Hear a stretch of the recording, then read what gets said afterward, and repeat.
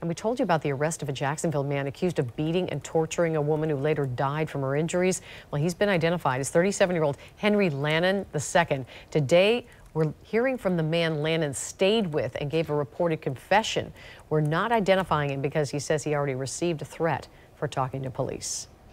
For him to think that he could come here and think that I was in any way going to try to hide or cover up, not even a homicide, but just somebody beating on a woman, it's asinine. News4JAX reporter Eric Avanier joins us live to explain why this man decided to come forward about his conversation with Lannon. Eric?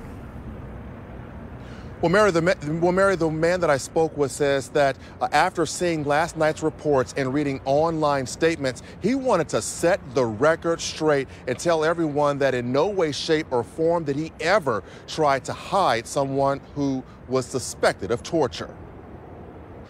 According to this arrest report, the day after 30-year-old Chelsea Thompson was dropped off at this fire station following her reported torture by 37-year-old Henry Lannon inside this Ocean Way home, Lannon drove to a friend's house in St. Mary's, Georgia. I said, what's up? What's going on with you, brother?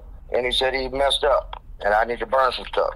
He says he figured Lannon may have gotten into some trouble, but nothing serious, so he granted Lannon's request to burn something in the backyard without asking him what he needed to burn and why. He says at first, Lannon never mentioned anything about physically harming anyone, but as time went by, he says Lannon told him about a physical confrontation he had with Thompson that went too far. He said, man, I think I might have killed a girl.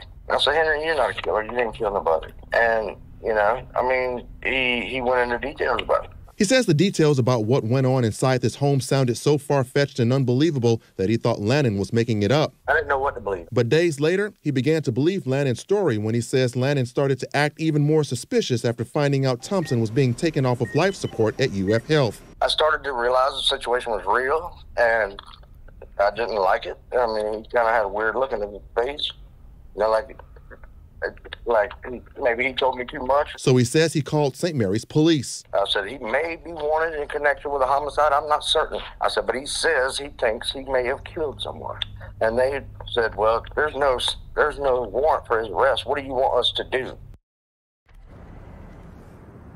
Now, days later, a warrant was issued for Lannon's arrest out of Jacksonville. It was just last week that federal marshals caught up to him and took him into custody. Coming up at 11, more information about the woman whom police say Lannon tortured. Again, we're going to have that coming up at 11. Reporting live, Eric Avanier, Channel 4, the local station.